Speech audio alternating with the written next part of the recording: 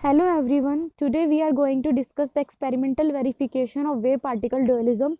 So in our previous lecture we have already discussed that the particle has both wave nature as well as particle nature, but we have no experimental proof that shows that the material particle has wave nature. So the wave nature of material particle was experimentally confirmed independently by Davison and German and JP Thomson. तो जो wave nature था particle का, material particle that may be electron और proton, दोनों deviation German ने और JP Thompson ने अलग अलग एक्सपेरिमेंट से ये बताया कि जो मटेरियल पार्टिकल्स हैं उनका कैसा नेचर है, वेव नेचर है. सो हम वन बाय वन जो है दोनों जो है डेविसन जर्मन एक्सपेरिमेंट और आज हम जेपी थॉमसन दोनों एक्सपेरिमेंट्स जो है वो डिस्कस करेंगे कि क्या था उनके एक्सपेरिमेंट में. तो जो फर्स्ट एक्सपेरिमेंटल एविडेंस जो था बच्चे कि जो मैटर वेव्स जो एग्जिस्ट करती हैं वो given in 1927 by two American physicists Davison and German. तो जो first experimental evidence that shows that the material particle has wave nature was given by two American physicist थे डेविसन एंड जर्मन. तो उन्होंने क्या किया बच्चे, उन्होंने जो है डी ब्रोगली वेवलेंथ को मेजर किया और इलेक्ट्रॉन्स को बच्चे लो पोटेंशियल से एक्सेलरेट करवाया, ठीक है, और डाइफ्रैक्शन की मदद से, डाइफ्रैक्शन मेथड्स की मदद से बच्चे डी ब्रोगली वेवलेंथ उनकी कैलकुलेट करी. अभी हम एक्सपेरिमेंट समझेंगे तो आपको अच्छे से समझ में आएगा.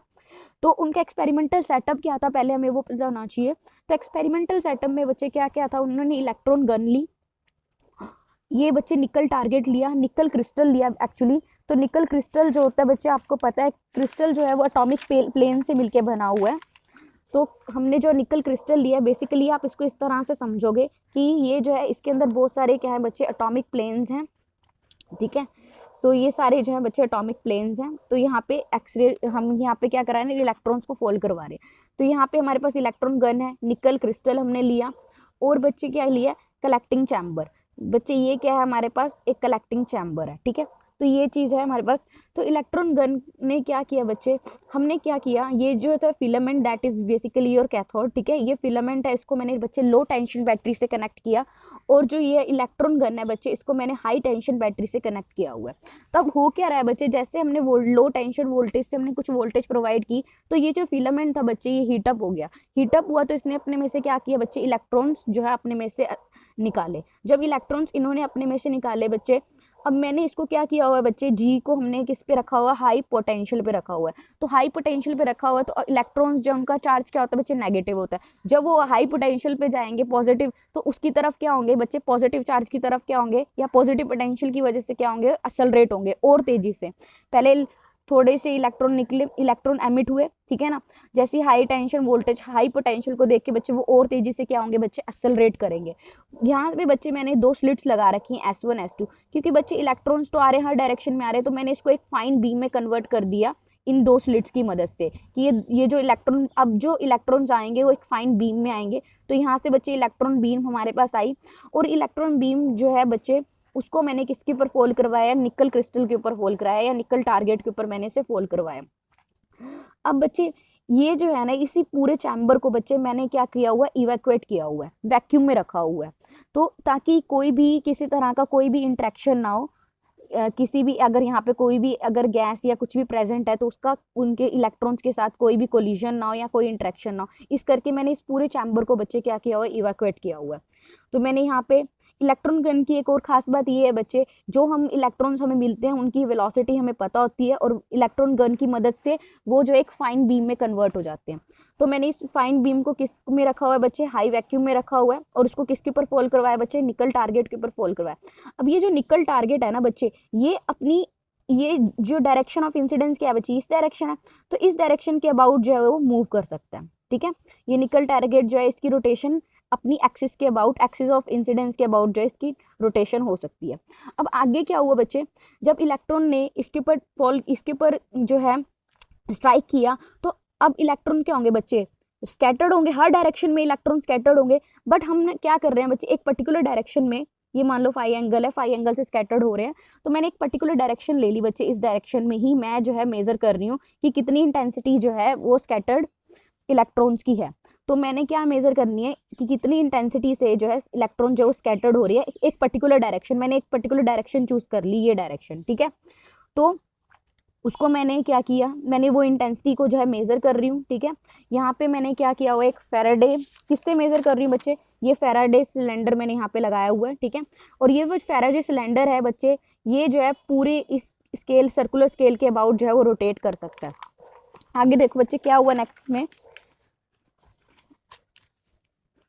तो मैंने क्या किया बच्चे, एक उसको ही गैल्वेनोमीटर जो हमारे पास फेराडे सिलेंडर था उसको बच्चे मैंने किस से अटैच कर दिया, एक गैल्वेनोमीटर से अटैच कर दिया, ठीक है। तो बेसिकली गैल्वेनोमीटर का काम क्या होता है बच्चे, करंट मेजर करना, ठीक है।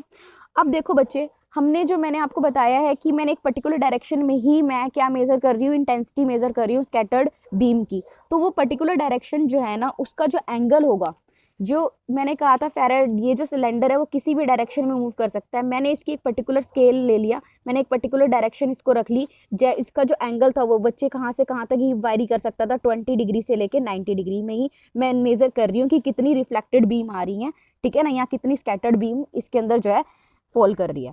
अब इस फेराडे सिलेंडर को ना बच्चे, इन्होंने एक क्या किया हुआ, इसको ही बच्चे एक और सिलेंडर में जो है रखा हुआ है, और उस सिलेंडर को बच्चे नेगेटिव पोटेंशियल दिया हुआ है। यानी कि फेराडे सिलेंडर को शो नहीं किया हुआ, फेराडे सिलेंडर को ही बच्चे किस में रखा हुआ है, एक और सिलेंडर में रखा हुआ है, ठीक है। और इसको बच्चे कैसा पोटेंशियल दिया हुआ है, नेगेटिव पोटेंशियल दिया हुआ है, और आप क्या लो बच्चे, रिटार्डिंग पोटेंशियल दिया हुआ है। अब जो रिटार्डिंग पोटेंशियल दिया हुआ है, इसका मतलब क्या होगा, जब इलेक्ट्रॉन्स बीम आएंगे इसके ऊपर स्कैटर्ड करेंगे, और जब इलेक्ट्रॉन के पास इतनी एनर्जी होगी, इतना पोटेंशियल से वो एक्सेलरेट करेंगे कि जो रिटार्डिंग पोटेंशियल को अगर ओवरकम कर देंगे, तभी वो जो इलेक्ट्रॉन बीम है वो इस सिलेंडर के अंदर जो है कलेक्ट होगी। दोबारा से सुन लो, सिर्फ वही इलेक्ट्रॉन जो है बच्चे यहाँ से स्कैटर्ड होने के बाद इस सिलेंडर में कलेक्ट होंगे जिनकी एनर्जी क्या होगी, या जिनका पोटेंशियल क्या होगा बच्चे, किससे ज़्यादा होगा, आपका रिटार्डिंग पोटेंशियल से ज़्यादा होगा, ठीक है। क्योंकि अब इलेक्ट्रॉन बीम आई है, यहाँ पे निकल के एटम्स हैं, ठीक है ना, निकल टारगेट में क्या है, एटम्स हैं।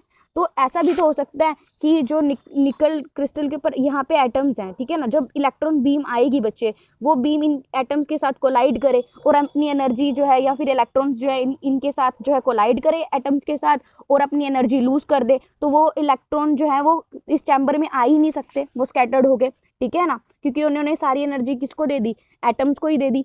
तो सिर्फ वही इलेक्ट्रॉन्स आ सकते हैं जो है एटम्स के साथ इलास्टिक कोलिजन करें, और उनकी एनर्जी जो है वो ज़्यादा हो, किससे, रिटार्डिंग पोटेंशियल से ज़्यादा। वो कहाँ पे कलेक्ट हो जाएंगे बच्चे, यहाँ पे कलेक्ट हो जाएंगे, फेराडे सिलेंडर में कनेक्ट हो जाएंगे। तो इसके बाद जो है उन्होंने क्या देखा, ये जो सिलेक्टिव, इसको बच्चे इन्होंने नाम दिया सिलेक्टिव रिफ्लेक्शन, क्योंकि हम एक पर्टिकुलर डायरेक्शन में ही रिफ्लेक्शन को हम नोट कर रहे हैं।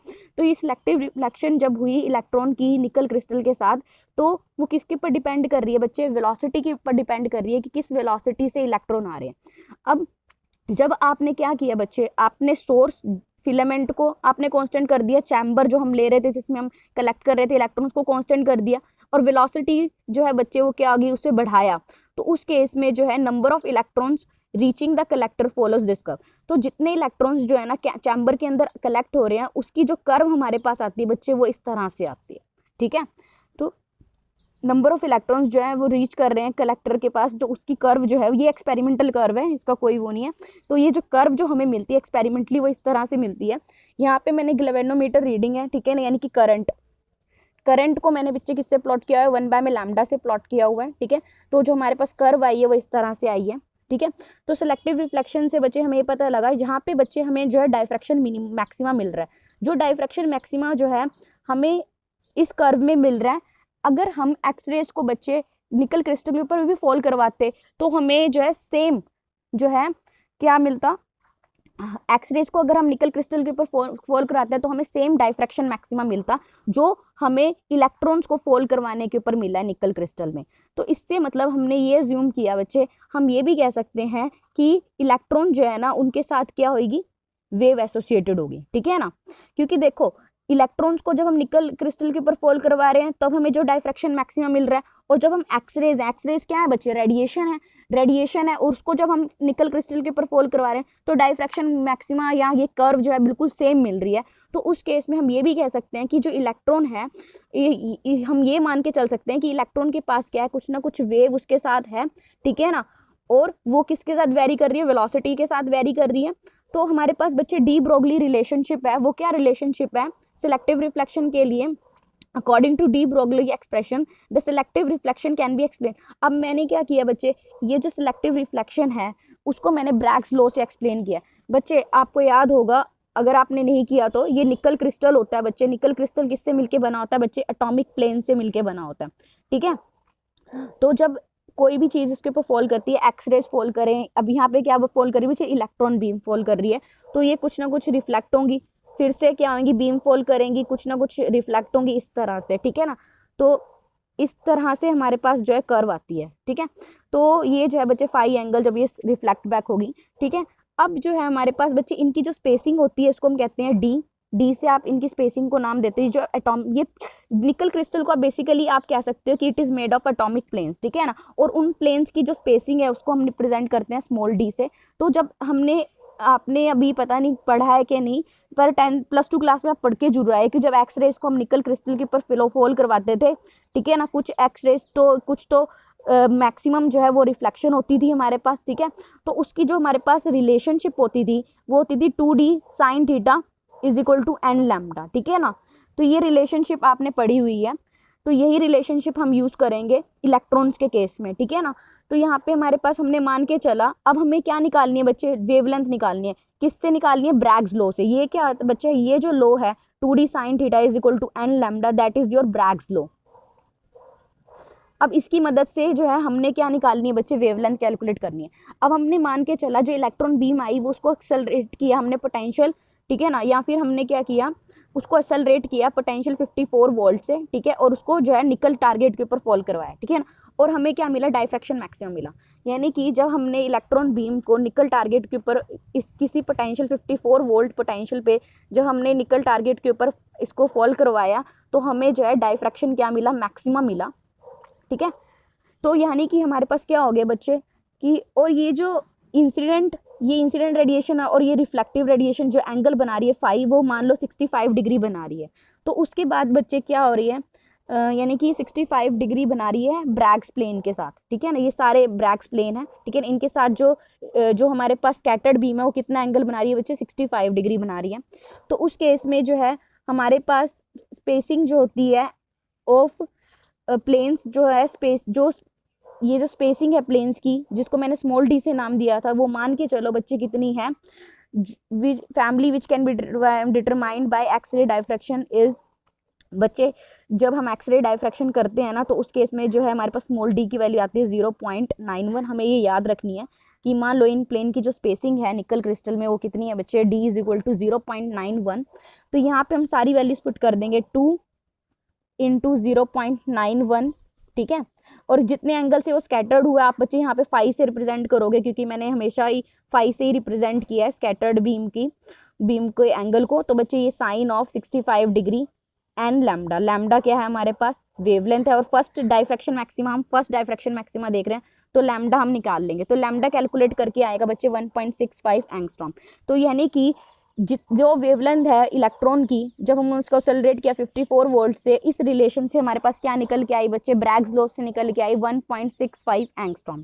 अब हमने ये तो हमने निकाली ब्रैग्स लॉ से। अब हमारे पास एक वो वाली वेवलेंथ हमें पता है कि डी ब्रोगली वेवलेंथ से अगर हम कैलकुलेट करें, तो डी ब्रोगली वेवलेंथ का बच्चे एक फॉर्मूला था 12.28 बाय में under the root of potential angstrom. तो यहाँ से हम जो है जब डी ब्रोगली वेवलेंथ कैलकुलेट करेंगे 12.28 एंगस्ट्रॉम और under the root of V क्या आ जाएगा बच्चे आपके पास? 54 वोल्ट्स। तो जब हम ये कैलकुलेट करेंगे डी ब्रोगली वेवलेंथ, तो वो भी कितनी आएगी बच्चे? 1.66, that is approximately equal to that of जब हमने कैलकुलेट की थी ब्रैग्स लॉ से। तो यानी कि ये पता लगा कि जो हमने एक्सपेरिमेंटली हमने जो कैलकुलेट करी वेवलेंथ और जो हमने डी ब्रोगली इक्वेशन से कैलकुलेट करी, ये वेवलेंथ हमने बच्चे कैसे कैलकुलेट करी थी? एक्सपेरिमेंटली। और ये वेवलेंथ आपने कैसे कैलकुलेट करी बच्चे? डी ब्रोगली वेवलेंथ से कैलकुलेट करी। तो दोनों से ही हमारा रिजल्ट जो है वो मतलब सेम आ रहा है, थोड़ा बहुत ही डिफरेंस है 0.5 0.005 का, कुछ फर्क 0.01 का। तो मतलब एक्सपेरिमेंटली और थियोरटिकली जो है दोनों वैल्यूज़ क्या आ रही है बच्चे? सेम आ रही हैं। तो ये हम कह सकते हैं डेविसन जर्मन एक्सपेरिमेंट था, उसने ये बता दिया जो इलेक्ट्रॉन बीम है वो बेसिकली क्या है बच्चे? वेव्स है, ठीक है। और वेवलेंथ जो है वो कौन देगा? उसकी डी ब्रोगली वेव इक्वेशन से हम उसकी वेवलेंथ कैलकुलेट कर सकते हैं। तो बच्चे ये आपको पता लगा, क्योंकि देखो अब एक्सरेज को हमने जब फॉल करवाया था उसके ऊपर, निकल क्रिस्टल के ऊपर, तो हमारे पास जो रिजल्ट आ रहा था, ठीक है, वो भी सेम है जो हम इलेक्ट्रॉन्स को फोल्ड करवाते हैं निकल क्रिस्टल के ऊपर। तो हमारे पास जो है उस केस में जो है हम एक तरह से इलेक्ट्रॉन को क्या लेके चल रहे हैं, वेव मान के चल रहे हैं, ठीक है। तो उस केस में जो रिजल्ट आ रहा है और जो डी ब्रोगली वेवलेंथ से हमने जो रिजल्ट निकाला है, दोनों क्या है, सेम आए हैं। तो हमने ये कह दिया कि इलेक्ट्रॉन जो है वो कैसा है बच्चे, उसका वेव नेचर है, ठीक है। तो ये था फर्स्ट एक्सपेरिमेंट। तो फर्स्ट एक्सपेरिमेंट में हमने यहाँ से इतना ही प्रूफ किया था कि इलेक्ट्रॉन को हमने क्या किया था, अज्यूम करके चला था इसके साथ वेव एसोसिएटेड है, तो ब्रैग्स लॉ से हमने निकाला रिजल्ट, एक्सपेरिमेंटली सॉल्व किया, और डी ब्रोगली से भी हमने वेवलेंथ निकाली। जब दोनों की वेवलेंथ सेम है, चाहे आप डी ब्रोगली के निकाल लो वेव इक्वेशन से, तो हमारे पास जो होगा ये बता देगा कि इलेक्ट्रॉन बीम जो है वो कैसी बीम है बच्चे, वेव्स है, वेव से मिलके बनी है, ठीक है ना, वेव की तरह बिहेव कर रही है। अब नेक्स्ट है JP Thomson experiment. JP Thomson experiment जो है इसमें क्या होता था बच्चे, हमने सेम एक्सपेरिमेंट एक साइनेटिकल ट्यूब ली, ठीक है। अब इसमें क्या किया, फिलामेंट लिया, फिलामेंट को अगर हीट करोगे तो बच्चे क्या होंगे, इलेक्ट्रॉन्स एमिट करेंगे, और हम जो इलेक्ट्रॉन्स एमिट हुए थे बच्चे, इसको मैंने एक्सेलरेट किया, जो पोटेंशियल दिया, एक रेंज दे दी पोटेंशियल की, मैंने इसको 10,000 से 60,000 वोल्ट तक मैंने इसको जो है इसको पोटेंशियल डिफरेंस, इस पोटेंशियल डिफरेंस में ये इलेक्ट्रॉन क्या करेंगे बच्चे, एक्सेलरेट करेंगे, मतलब 10,000 से लेके 60,000 वोल्ट तक, मतलब क्या हो रहा है, पोटेंशियल इंक्रीज ही हो रहा है, ठीक है ना। इस डिफरेंस में ही जो है एनोड से कैथोड तक जो है, कैथोड से एनोड तक जो है इलेक्ट्रॉन क्या करेंगे बच्चे, एक्सेलरेट करेंगे, ठीक है। अब इस अपरेटस को मैंने क्या किया, इज इवाक्वेटेड टू अवॉइड कोलिजन, इसको बच्चे इस पूरे चैम्बर को मैंने क्या कर दिया, वैक्यूम में रख दिया, ठीक है। तो ताकि कोई भी जो इलेक्ट्रॉन प्रोड्यूस हुए हैं, या फिर यही कह लो ये पूरे चैम्बर को मैंने एक वैक्यूम में रख दिया, ताकि जो भी इलेक्ट्रॉन प्रोड्यूस होंगे बच्चे वो किसी के साथ भी, जो अगर कोई गैस मॉलिक्यूल प्रेजेंट है उसके साथ कोलाइड ना करें, ठीक है, कोई कोलिजन ना हो। फिर जो बच्चे मैंने क्या किया, यहाँ पे मैंने एक मेटल ब्लॉक लिया, इसका काम क्या है बच्चे कि इलेक्ट्रॉन जो आ रहे थे, ठीक है ना, इलेक्ट्रॉन्स जो आ रहे थे हाई पोटेंशियल डिफरेंस से पास करते हैं, एक्सेलरेट करते हैं, जो इलेक्ट्रॉन्स आ रहे थे वो इस मेटल ब्लॉक के थ्रू जो है बच्चे एक फाइन बीम में कन्वर्ट हो जाए, ठीक है। तो यहाँ से इलेक्ट्रॉन्स आए, इलेक्ट्रॉन्स क्या हुए बच्चे, इस मेटल ब्लॉक से क्या हो गया, एक फाइन बीम में कन्वर्ट हो गए, और यहाँ पे मैंने क्या लगा रखी है बच्चे, गोल्ड फॉइल लगा रखी है, ठीक है जी।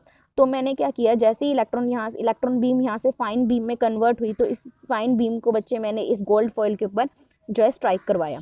जैसे ही मैंने इस गोल्ड फॉइल के ऊपर स्ट्राइक करवाया बच्चे, अब गोल्ड फॉइल में भी क्या एटम्स हैं, ठीक है, तो जैसे ही मैंने इसके ऊपर स्ट्राइक करवाया, तो जो गोल्ड फॉइल थी उसकी जो थिकनेस थी that is very small, that is 10⁻⁻⁶ centimetre, ठीक है। तो जब गोल्ड फॉइल से वो टकराए तो हमें जो है डायफ्रैक्शन पैटर्न मिला, ठीक है। तो डायफ्रैक्ट हुई बीम, जब से इलेक्ट्रॉन्स जो है इस गोल्ड फॉइल से टकराए तो वो किसी एंगल से बच्चे क्या होगी, डायफ्रैक्ट होगी, ठीक है। और मान लो जो डायफ्रैक्टेड बीम थी वो यहाँ पे बच्चे इस स्क्रीन के ऊपर जो है फॉल करी, ठीक है। और इसको बच्चे हमने, ये जो स्क्रीन है ना बच्चे, ये जो है that is your fluorescent screen. Fluorescent screen ही क्यों ली बच्चे, जब कोई इलेक्ट्रॉन जो है डाइफ्रैक्ट होके इसके ऊपर फॉल करेगा तो उस केस में हमें जो है स्पॉट्स मिलते हैं, ठीक है। तो यहाँ पे फोटोग्राफ हमें मिली थी वो डायफ्रैक्टिक बीम की, वो कैसी थी बच्चे, कंसनट्रेटेड रिंग्स की तरह थी।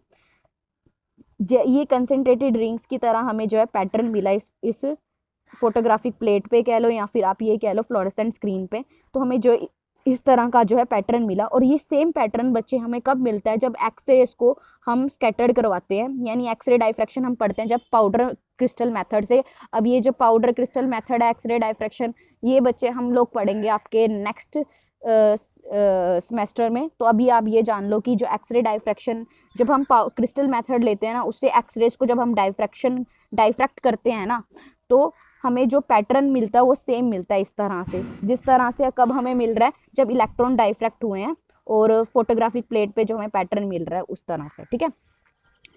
अब बच्चे क्या हुआ, ए बी है, अब मैंने क्या लिया, इसको कैलकुलेट करना है हमें, लैम्डा ही बेसिकली कैलकुलेट करना होता है, ठीक है। तो हमने क्या किया, हमने ए बी को इंसिडेंट बीम ली, ठीक है, उसको ए बी, मान लो कि ए बी एक इंसिडेंट बीम है, उसको मैंने गोल्ड फॉइल से पास करवाया। जब गोल्ड फॉइल से पास करवाया तो बच्चे वो बीम क्या होगी, डायफ्रैक्ट होगी, मान लो ई पॉइंट पे वो जाके जो है वो डायफ्रैक्ट होगी, ठीक है ना, ई पॉइंट पे मिली। तो वहाँ जो ई पॉइंट था, जो डायफ्रैक्ट हुई ई पॉइंट पे, तो ई पॉइंट जो था वो सेंटर से बच्चे आर डिस्टेंस पे था। तो यहाँ पे जो स्पॉट आया बच्चे वो सेंटर से कितने डिस्टेंस पे था बच्चे, आर डिस्टेंस पे था। और ये जो फिल्म है, फिल्म और स्क्रीन, ठीक है ना, ये फिल्म और स्क्रीन जो है ना बच्चे, इसका जो डिस्टेंस है दैट इज कैपिटल डी। ये फिल्म है गोल्ड फिल्म, और जो स्क्रीन जहाँ पे हमें पैटर्न मिल रहा है उसका जो डिस्टेंस है दोनों का बच्चे हमने कैपिटल डी से रिप्रेजेंट किया। और थीटा एंगल से बच्चे बीम क्या हो गई, डाइफ्रैक्ट हो गई। तो ये यहाँ पे थीटा। तो टेंजेंट थीटा अगर आप लिखो, टेंजेंट थीटा क्या होता है बच्चे, टेंजेंट थीटा क्या होता है, पी बाय में बी, परपेंडिकुलर पाई में बेस। तो यहाँ पे परपेंडिकुलर जो है हमारे पास क्या होगा, ये 90 डिग्री यहाँ बन रहा है, तो परपेंडिकुलर जो टेंजेंट थीटा है that is basically P by में बी। पर यहाँ पे थीटा का देखेंगे तो थीटा के अकॉर्डिंग परपेंडिकुलर क्या है, आर, बाय में जो है बेस क्या है बच्चे, डी। ठीक है, अब हमने मान के चला ये बहुत ही छोटे एंगल से ही जो है वो डाइफ्रैक्ट हुई, तो tangent theta is nearly equal to theta that is equal to R by में डी।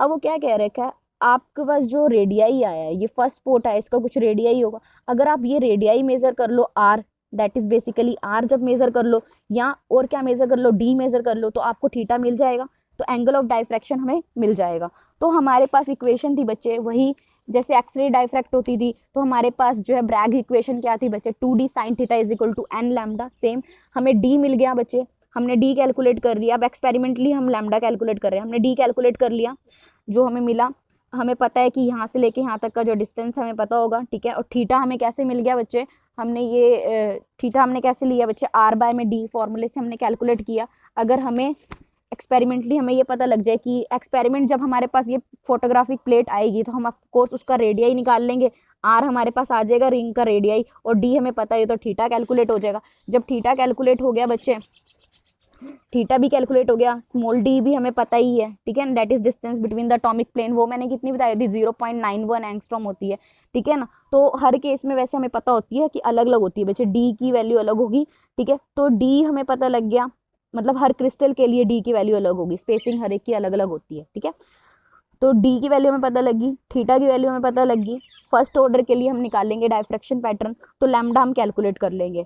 ऐसे ही बच्चे, तो हमारे पास sine theta is equal to theta and lambda by में डी। मैंने कहा डी की वैल्यू हमें पता हो गए, लग जाए, हमें पता है थीटा की वैल्यू हमने उस इक्वेशन से निकाली। थीटा की वैल्यू कैसे निकाली, हमने बताया था tangent theta is equal to theta that is R by में कैपिटल डी। अगर मुझे ये पता लग जाए कि जो फर्स्ट सर्कल रिंग बनी है उसका रेडियाई पता लग जाए, और जो है बच्चे स्मॉल डी कैपिटल डी पता लग जाए, जो फिल्म से किसका डिस्टेंस है, आपकी स्क्रीन का डिस्टेंस है वो पता लग जाए, तो मैं ये कैलकुलेट कर लूँगी, ठीक है ना। वेवलेंथ हमने कैलकुलेट कर ली डाइफ्रैक्टिक बीम की, और ये वेवलेंथ हमने सेम बच्चे हमने जो है थियोरेटिकली भी निकाल ली डी ब्रोगली वेवलेंथ से।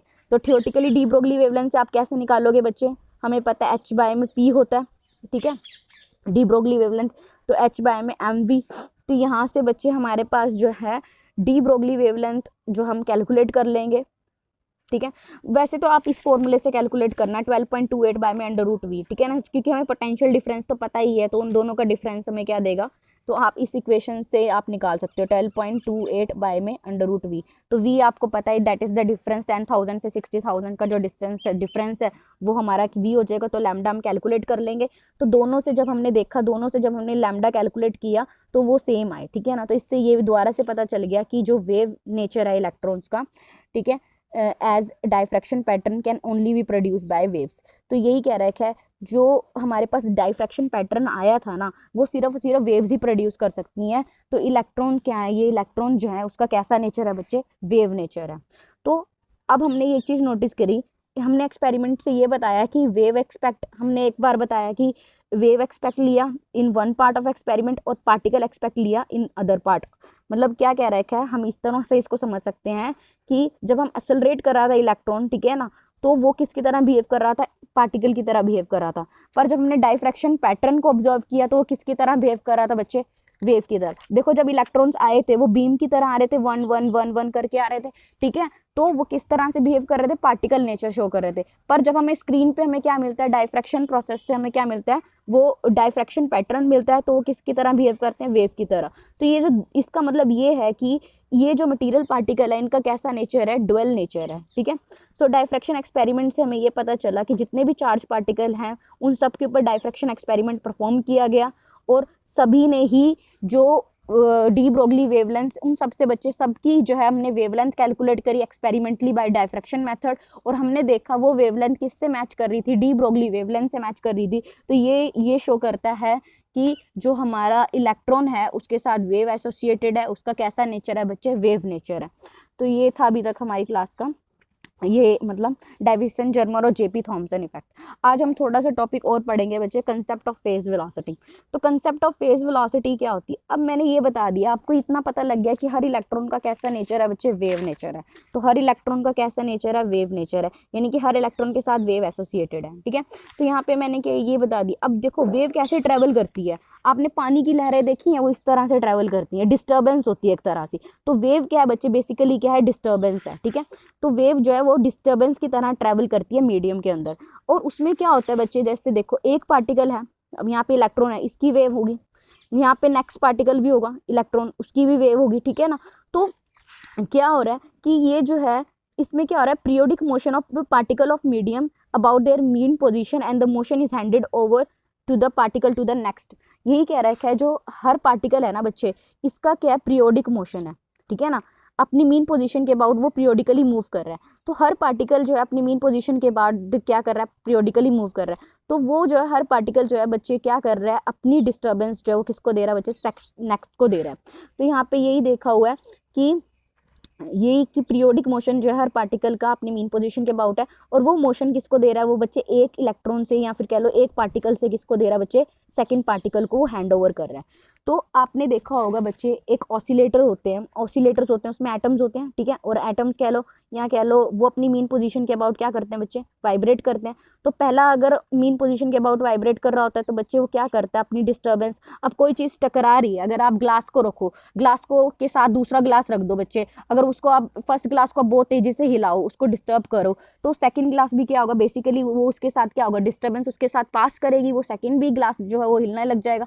क्योंकि अगर आप ये भी कर सकते हो, एक टेबल लो, टेबल के ऊपर आप एक चम्मच रख दो और बहुत सारे चम्मच रख दो पास पास, तो जब आप हिलाओगे बच्चे, तो एक चम्मच जब वाइब्रेट करेगा ना, तो बच्चे सेम डिस्टर्बेंस जो है ना दूसरा चम्मच के पास जाएगी। इस तरह से सारे के सारे जो चम्मच हैं उस क्या कहते हैं टेबल के ऊपर, सारे वाइब्रेट करने लगेंगे। ऐसी जो ऑसिलेटर का केस होता है कि अगर एक ऑसिलेटर जो ऑसिलेट कर रहा है अपनी मीन पोजीशन के अबाउट, तो वो क्या करता है बच्चे, सेकंड वाले को जो है डिस्टर्बेंस जो है वो पास करता है, ठीक है। तो इस तरह से जो है डिस्टर्बेंस जो है वो एक से दूसरे में ट्रैवल होती है, और वेव भी क्या होती है, एक पार्टिकल से दूसरे पार्टिकल में वेव ट्रैवल होती है। इस तरह से वेव जो है वो मूव करती है। तो ये लिखा हर पार्टिकल जो है वो वाइब्रेट करने लग जाता है, ठीक है ना। तो there is a progressive change of phase as we travel from. और एक चीज़ याद रखना बच्चे, ये पार्टिकल जो है वाइब्रेट कर रहा है, ठीक है, वो मान लो ऐसे वाइब्रेट कर रहा है, ठीक है। और सेकंड पार्टिकल जो है मान लो इस तरह से इस तरह से वाइब्रेट करने लगा, इस डायरेक्शन में, एक डायरेक्शन इसकी ऐसी थी और ये वाला इस डायरेक्शन में मूव करने लगा। तो हर पार्टिकल का बच्चे फेज जो होता है बच्चे डिफरेंट होता है। अब मैंने वही बताया कि अगर आप चम्मच यहाँ पढ़े हैं या फिर आप कोई भी स्केल चम्मच लो, यहाँ पे चम्मच पढ़े, एक दूसरे के कनेक्टेड हैं, तो ये नहीं होगा कि हर चम्मच की डायरेक्शन यही होगी, इसी डायरेक्शन में ही हर चम्मच जो है वो वाइब्रेट करेगा, नहीं, किसी की डायरेक्शन ये हो सकती है, किसी की डायरेक्शन ये हो सकती है, किसी की ये हो सकती है। ऐसे ही बच्चे जो ऑसिलेटर्स हैं, एक की डायरेक्शन अगर ऐसे है, इसने डिस्टर्बेंस पास करी थोड़ी सी, ये मान लो इस डायरेक्शन में जो है वाइब्रेट करने लगा, और आप ये इसको इस तरह से कैसे समझोगे कि ये वेव आ रही थी सेकंड जो है पार्टिकल से, जब डिस्टर्बेंस पास करी तो मान लो वो इस डायरेक्शन में जो ऑसिलेट करने लगा, इस डायरेक्शन में वेव मूव करने लगी। तो यही कह रहा है, तो कुछ ना कुछ जो है फेज में चेंज आता है जब हम एक पार्टिकल से दूसरे में चाहते हैं। तो it is the phase relationship of this particle that we observe as a wave.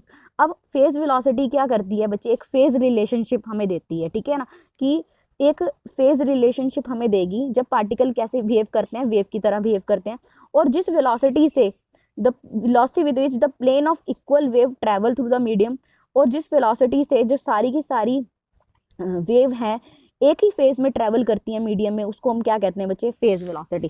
Phase word ही किसके लिए बना है, फेज वर्ड किसके लिए यूज़ कर रहे हैं बच्चे, वेव्स के लिए यूज़ कर रहे हैं। अब मैंने आपको बताया हर एक की जो है डायरेक्शन अलग अलग है, ठीक है ना, लेकिन एक ऐसी चीज़ हम कर ले, लेकिन फेज ये कर बच्चे हम अगर ऐसा कर लें कि इन ये जो जिस वेलोसिटी से ये मूव कर रहे थे बच्चे, उन सब की वेलोसिटी जो है वो सेम हो जाए, मतलब ये नहीं हुई velocity with which the wave travel with the same medium, ठीक है ना, विद द सेम, यानी कि जिस वेलोसिटी से जो है हमारे पास जो है इक्वल फेज में जो है वो ट्रैवल करेंगी जब वेव, तो वो क्या कहलाएंगी, आपकी फेज वेलोसिटी कहलाएगी।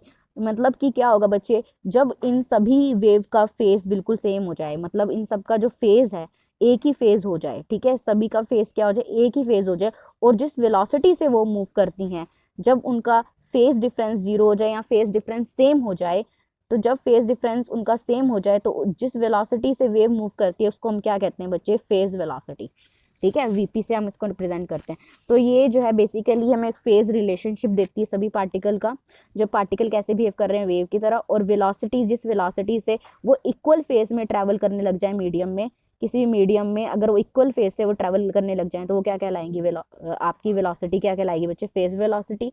और जो मोनोक्रोमेटिक रेडिएशन होती हैं बच्चे, वो जिस वेलोसिटी से मूव करती हैं बच्चे, वो किस वेलोसिटी से मूव करती हैं उसको हम कहते हैं बच्चे वेव वेलोसिटी, ठीक है।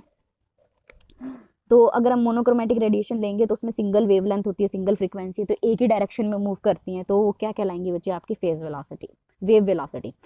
अब एक्सप्रेशन हम निकाल लेंगे फेज वेलोसिटी के लिए, इस केस में अब ई जो है एनर्जी है पार्टिकल की, वी वेलोसिटी फ्रीक्वेंसी है वेव की, तो क्वांटम कंडीशन क्या कहती है, E is equal to H nu, ये हमारे पास था, ठीक है। अगर ई क्या एनर्जी है पार्टिकल की, न्यू क्या फ्रीक्वेंसी है, तो ई न्यू क्या आ जाएगा बच्चे, ई बाय में एच।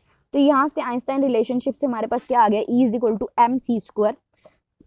तो यहाँ से बच्चे न्यू हम कैलकुलेट करेंगे, that is M C square by में एच, ठीक है। तो यहाँ तक हो जाएगा आपका।